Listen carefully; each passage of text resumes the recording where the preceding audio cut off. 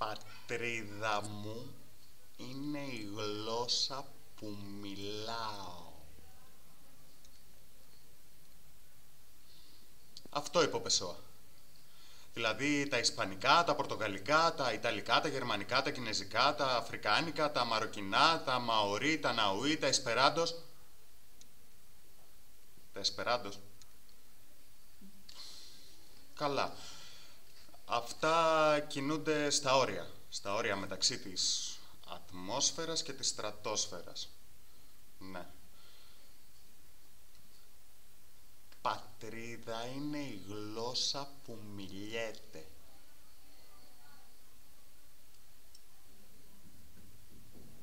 Και ποιος θα ήταν μουγκός?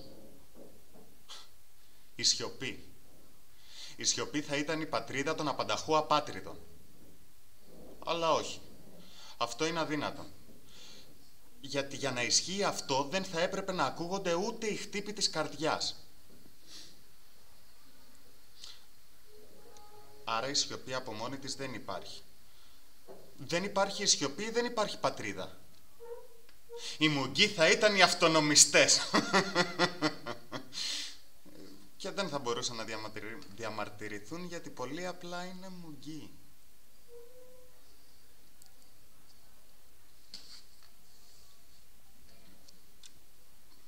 Το δεύτερο σκεπτικό σύμφωνα πάντα με τον Πεσόα είναι ότι το πιο υπέροχο πράγμα σε ολόκληρο τον κόσμο είναι η ευφυΐα με την οποία λειτουργεί η ανοησία.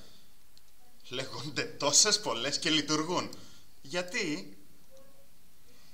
Γιατί εάν η πατρίδα μου είναι η γλώσσα που χρησιμοποιώ, λέγονται τόσες πολλές ανοησίες τελικά, που η πραγματική μου πατρίδα είναι η ανοησία.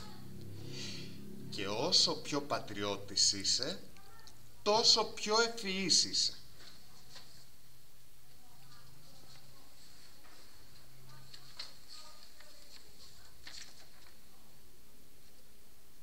Αλλά εδώ δεν υπάρχει κανείς. Αν και παρόλα αυτά αισθάνομαι ότι κάποιος με παρακολουθεί, κάποιος παρατηρεί τις κινήσεις μου. Εγώ όμως δεν τον βλέπω. Δεν βλέπω κανέναν. Και αν μπορούσε να είναι κάποιος? Ναι, θα μπορούσε να είναι κάποιος ο οποίος υπάρχει για έναν τυφλό. Αυτός δεν τον βλέπει, αλλά αυτός που βλέπει τον τυφλό υπάρχει. Ωστόσο όμως, εγώ δεν βλέπω κανέναν. Και αν τα μάτια μου λειτουργούν τέλεια, όπως η ανοησία, και δεν βλέπω αυτόν που με βλέπει, εάν υπάρχει, γιατί εάν δεν υπήρχε, δεν θα με έβλεπε.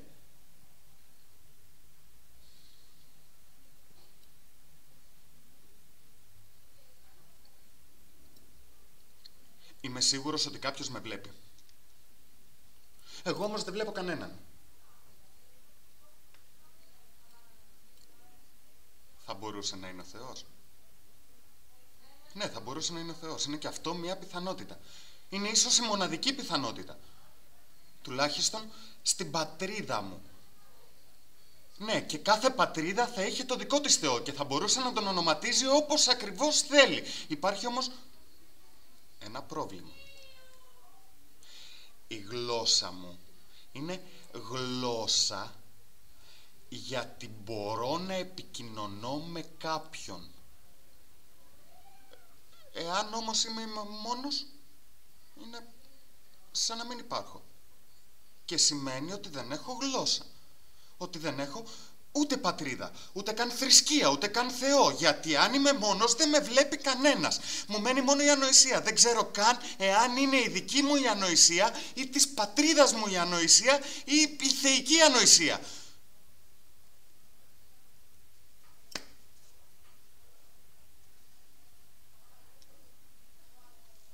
Καλύτερα να σταματήσω να μιλώ. Γιατί αυτοί που μιλάνε δεν ξέρουν. Και αυτοί που ξέρουν δεν μιλούν.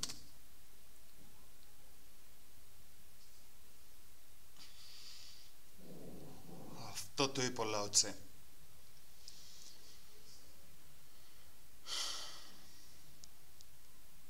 Γιατί όμως δεν έμεινε σιωπηλός? Άλλος πατριώτης κι αυτός. Βεβαίως. Οι Γάλλοι. Οι Γάλλοι μετέτρεψαν την ανησυχία τους σε ψυχαγωγία και έτσι ξεπήδηξε από το τίποτα ο υπαρξισμός. Από τη Γερμανία και πάνω οι φιλόσοφοι δημιουργούσαν λέξεις βάζοντας τη μια λέξη πάνω στην άλλη, πάνω στην άλλη, πάνω στην άλλη, πάνω στην άλλη, πάνω στην άλλη, πάνω στην άλλη, πάνω στην άλλη, πάνω στην άλλη, πάνω στην άλλη και έτσι δημιουργούσαν λέξεις σιδηρόδρομους. Οι Ινδοί δημιουργούσαν μάντρα. Οι Πορτογάλοι φίλους, οι Ιταλοί μακαρόνια, στην Καραϊβική επαναστάσεις, στην Αργεντινή ταγκό και χρήματα, στην Αραβία λαβυρίνθους, στην Περσία χαλιά, οι Αφρικανοί φυλές που η μία αναμάχεται την άλλη, στην Ευρώπη διασκέδαζαν κάνοντας ποίηση, κατασκευάζονταν κράτη μέσα από τις λέξεις. Και αυτά τελείωσαν. Τελείωσαν και άρχισαν οι μεν εναντίον των δε. Μέχρι που μετά έφτασαν οι Αμερικάνοι και τα ενοποίησαν όλα για να πουλάς σε όλο τον κόσμο, να προκαλείς πολέμους. Όχι όμως οι μεν με τους δε, αλλά απλά να τους δημιουργείς, να τους προκαλείς. Αλλά εγώ είμαι μόνος. Αν δεν έχω να πουλήσω σε κάποιον, αν δεν έχω να αγοράσω με κάποιον, τότε δεν μπορώ να συμμετέχω σε αυτό το παιχνίδι. Παραμένω φτωχός, δηλαδή ανόητος. Εγώ όμως τώρα σε ποιον πουλώ? Ή από ποιον μπορώ να αγοράσω κάτι, εφόσον είμαι μόνος μου? Ούτε καν μπορώ να προκαλέσω πόλεμο σε κάποιον. Ξέρω, ναι, ξέρω. Μπορώ να κοιτώ. Οι λέξεις είναι παράθυρα, από τα οποία ξεπροβάλλει η ψυχή. Αυτό κάποιος το είπε. Όχι. Αυτό το λέω εγώ. Δεν μπορώ να σταματήσω να μιλάω. Μιλάω για να μπορώ να έχω παράθυρα. Και να βλέπω μέσα από αυτά. Εάν σταματήσω, δεν θα μπορώ να ξεπροβάλλω.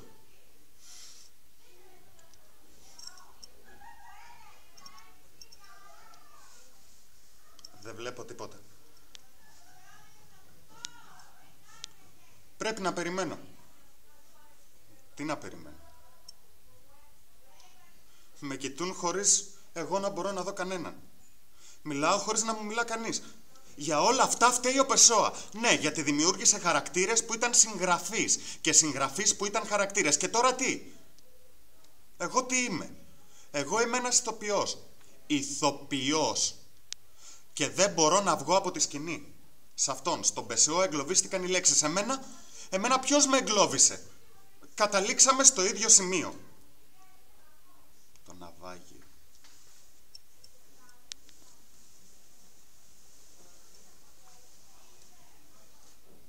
Έφερνα βόλτες σε ένα νησί. Τελικά αυτό το νησί ήταν μια λέξη, αλλά πια. Αρχίζεις να ψάχνεις λέξεις. Και ψάχνεις λέξεις. Και στη συνέχεια σου λένε ότι είναι θέμα έμπνευσης, μέχρι που